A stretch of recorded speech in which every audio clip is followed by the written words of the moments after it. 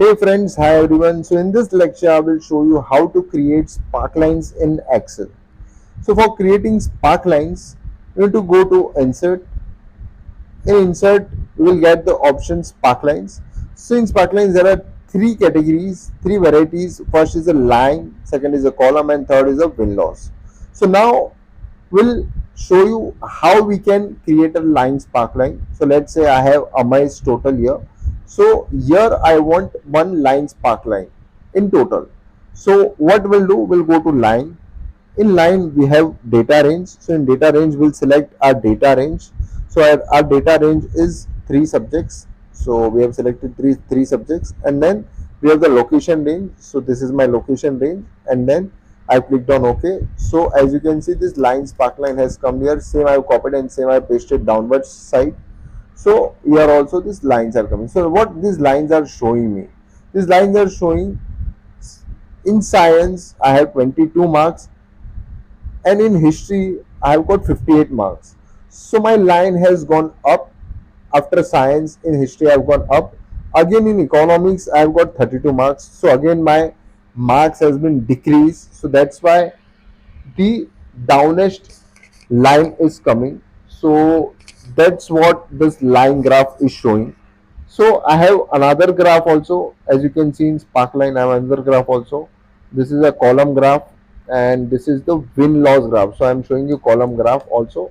In column graph, like it will be coming like this bar type. Again I have one more graph, that is a win loss graph also. In win loss graph, like you can see here, wherever minus sign is there, let's say this minus 20 is there, so their bar will be coming on the downward side. Why downward side? Because it is in negative marking, that's why it is coming down. So it's a very great thing. Like you can use this for some presentation, or wherever you need to present your data, you can use that. So these are the three things, like these are the three sparklines which I have showed you. So now there are some formatting options also here. So you can format your like sparkline. You can give the sparkline color also from here. You can give the marker color also here, low point, high point, whatever you want to give. So you can give here. You can have axis also. You can show axis also. The axis will also be shown.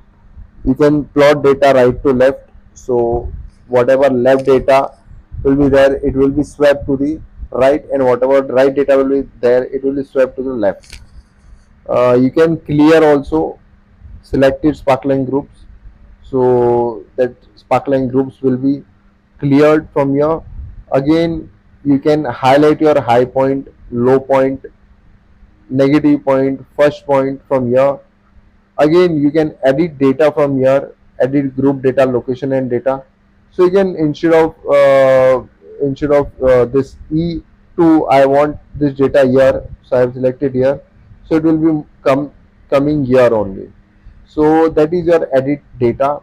There is one edit single sparkline data, so you can edit single sparkline data, or else you can edit group also.